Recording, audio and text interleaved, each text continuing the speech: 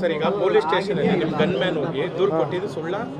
ನನ್ನ ಗಮನಕ್ಕೆ ಆ ವಿಚಾರನೇ ಇಲ್ಲ. ಕಾಂಪ್ರಮೈಸ್ ಆಗಿಲ್ಲ. ನೆನ್ನೆನೂ ಮಾತಾಡಿದ್ವಿ, ಯಾವ ಥರ ಕಾಂಪ್ರಮೈಸು ಇಲ್ಲ, ಜಗಳನೂ ಇಲ್ಲ. ಫಸ್ಟ್ ಮಧ್ಯಸ್ಥಿಕೆ ವಹಿಸ್ಕೊಂಡು ಏನೋ ಥೂ ಅಂಥ ವಿಚಾರನೇ ನಮ್ಮ ಗಮನಕ್ಕೆ ಬಂದಿಲ್ಲ.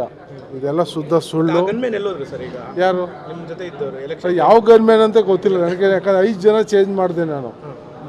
ಅದರಲ್ಲಿ ಒಬ್ರು 5 ಜನ ಚೇಂಜ್ ಮಾಡಿದ್ದೀವಿ. ಯಾವ ಗನ್ ಮ್ಯಾನ್ ಇದು ಏನು ವಿಚಾರ ಅಂತ ನನಗೆ ನನ್ನ ಗಮನಕ್ಕಾರು ಬರಬೇಕಲ್ವ. ಜಗಳ ಆದರೆ ನನ್ನ ಜೊತೆಲೇ ಇರ್ತಾರೆ. ಜಗಳ ಆದರೆ ನನಗೆ ಮಾಹಿತಿ ಇಲ್ಲದೆ ಜಗಳ ಆಗುತ್ತಾ? ಅಂಥದ್ದೆಲ್ಲ ಸುಳ್ಳು.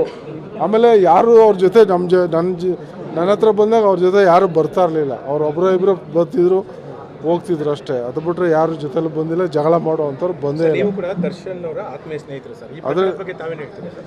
ಈಗ ನಾವು ಸ್ನೇಹಿತರು, ತುಂಬ ವರ್ಷಗಳಿಂದ ಸ್ನೇಹಿತರೆ, ಅದರಲ್ಲೇನು ಬೇರೆ ಎರಡನೇ ಮಾತಿಲ್ಲ. ಸೊ ಇದು ಏನಕ್ಕಾಯಿತು, ಏನು ವಿಚಾರ ಅನ್ನೋದು ನಮಗೂ ಮಾಹಿತಿ ಇಲ್ಲ.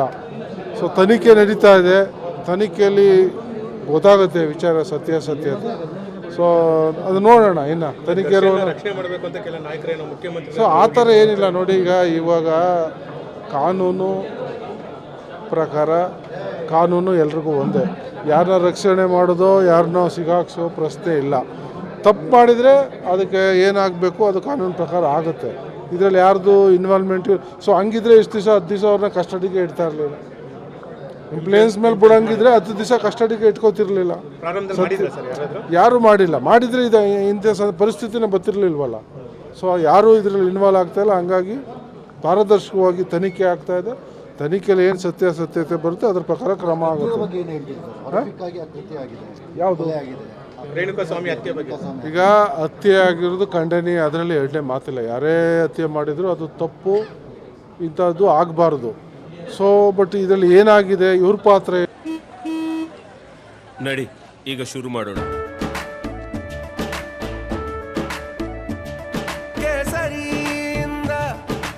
ಮನೋಲ್ಲಾಸ ಮನಸ್ಸು ಮತ್ತೇರಿ ಕುಣಿದಾಡಿದೆ ನೋಡು, ಮನಸ್ಸು ಮತ್ತೇರಿ ಕುಣಿದಾಡಿದೆ ನೋಡು.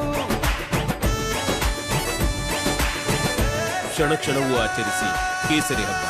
ವಿಮಲ್ ಬಾಯಲ್ಲಿ ಹೇಳಿ ಕೇಸರಿ. ಏನು ಯಾರಾದರೂ ಜೊತೆಲಿದ್ದವ್ರು ಮಾಡಿ ಏನಾದರೂ ಇವ್ರಿಗೂ ಅದು ಸುತ್ಕೊಂಡಿದೆಯಾ ಅದೇನೋ, ಇದೆಲ್ಲ ತನಿಖೆಯಿಂದ ಹೊರಗೆ ಬರಬೇಕು.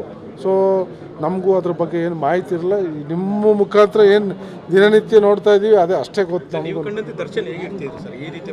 ಆ ಥರ ಕೆಟ್ಟ ಮನಸ್ಸು ಅಲ್ಲ, ಕೊಲೆ ಮಾಡೋವಂಥ ವ್ಯಕ್ತಿನೂ ಅಲ್ಲ.